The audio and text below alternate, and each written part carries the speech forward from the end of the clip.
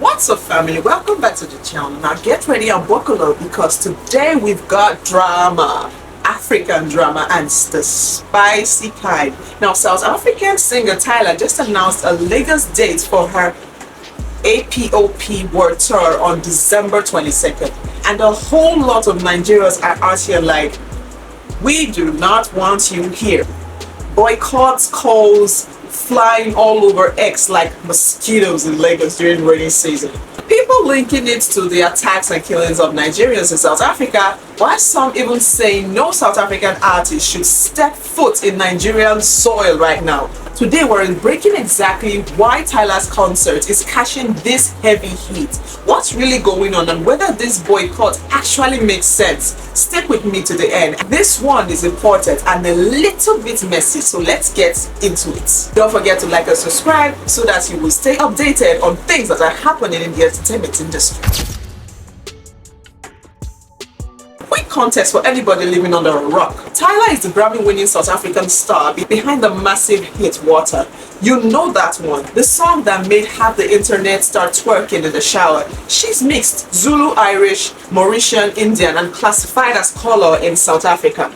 Basically, she's one of Africa's biggest global breakouts these last few years. Girl went from Boo to Water real quick.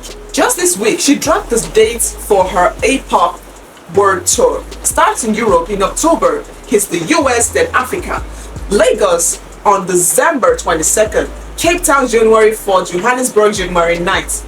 The Lagos date was supposed to be a big moment. Major African stars coming to one of the continent's biggest music markets. Instead, the second that poster dropped, X turned into a war zone.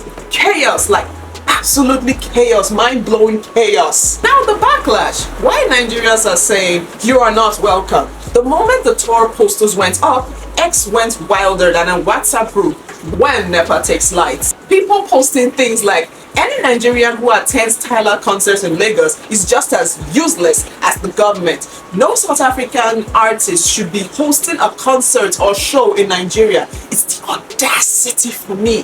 If the concert holds successfully, then Nigerians are a bunch of idiots. Those are what people are saying online. Also, let's not forget the vibe is not vibing. And let's be clear, the anger is not really about Tyla's music. Nobody out here is saying Water is lit. The problem is that what's been happening to Nigerians in South Africa is a bit too much.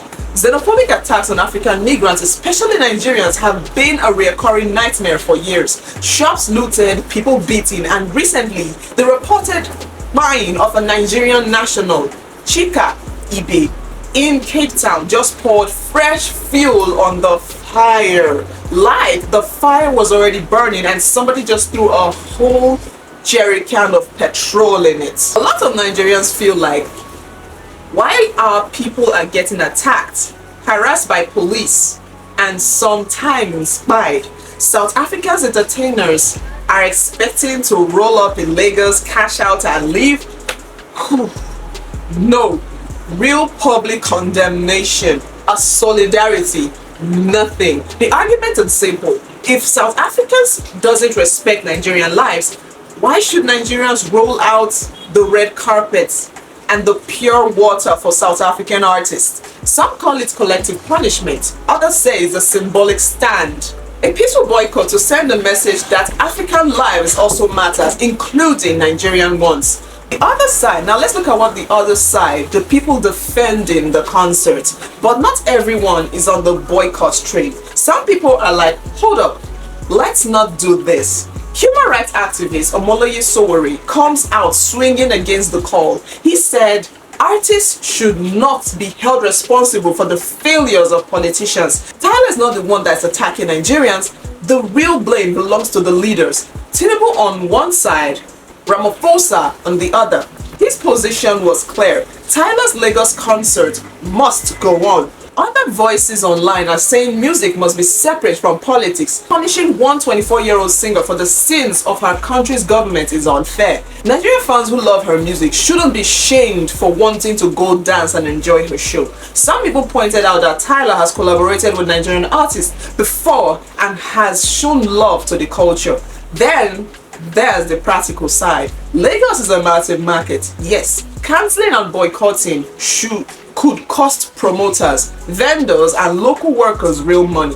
Some fans are just like, I just want to see Tyla perform. I don't want to carry the entire weight of diplomatic tension on my back while I'm trying to enjoy water.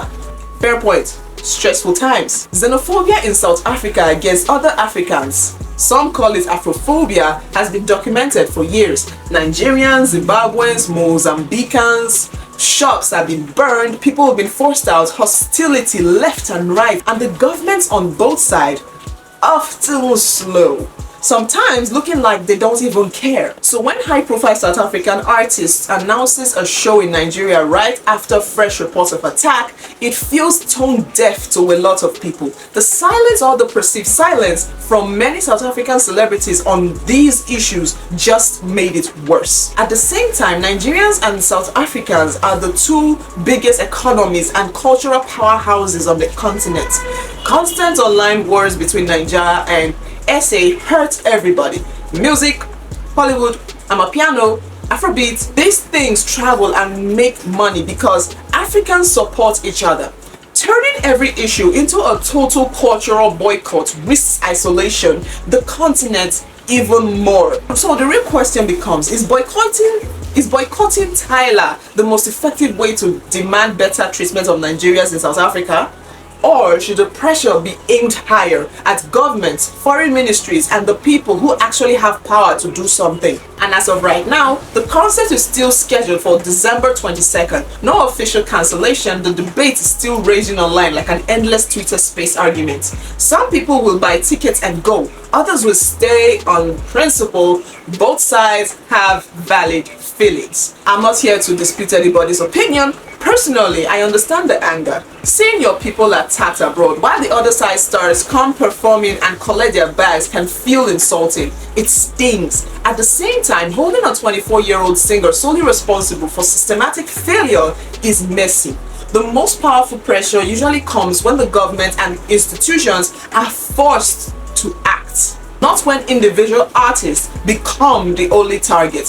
What do you think? Should Tyla's Lagos show go ahead, or should Nigerians send a clear message by staying away? Drop your honest opinion in the comments. I just want to hear from both sides. No insults, just real talk. Keep it civil, or at least try. If this video gave you something to think about, smash that like button, subscribe if you haven't, and share it with someone who can join the conversation. Hit the notification bell so you don't miss the next one. And I'll see you on the next one.